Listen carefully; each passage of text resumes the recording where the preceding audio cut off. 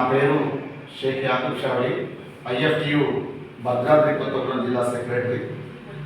BJP ప్రభుత్వం మూడోసారి అధికారంలోకి వచ్చిన తర్వాత ఇలా తెలంగాణ రాష్ట్రంలో ఉన్నటువంటి బొగ్గు బావులను సింగరేణికి అప్పచెప్పకుండా ఇలా అంబానీ ఆదాయాలకు అప్పచెప్పడం కోసం ఇలా బొగ్గు గనుల శాఖ మంత్రిగా ఉన్నటువంటి తెలంగాణ వాడైన కిషన్ రెడ్డి గారు బొగ్గు పాట వేలంలో సింగరేణి కూడా పాల్గొనని మాట్లాడటం అనైతికమైనట్టుగా నేను గుర్తు చేస్తా ఉన్నా.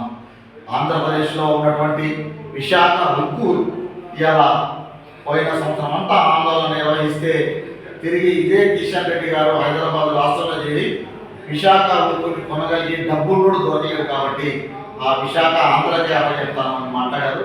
మరి ఇలా తెలంగాణలో సింగరేణి సగభాగం ఆక్రమించి ఇవాళ దేశానికి వెలుగునిస్తున్నటువంటి సింగరేణి ప్రైవేట్ పద్ధతి చేయడం, వేలంపాట పెట్టడం, ఇది ఏ రాజనీతిలో కిషన్ రెడ్డి గారు చెప్పాల్సినటువంటి అవసరం ఉన్నది.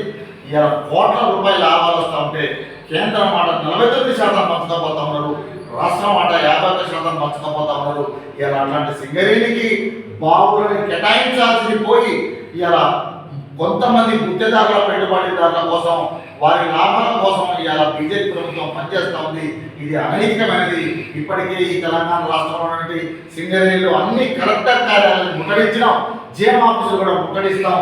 తక్షణమే తెలంగాణలో ఉన్నటువంటి బొగ్గు బావులను సింగరేణికి కేటాయించాలని డిమాండ్ చేస్తా ఉన్నాం.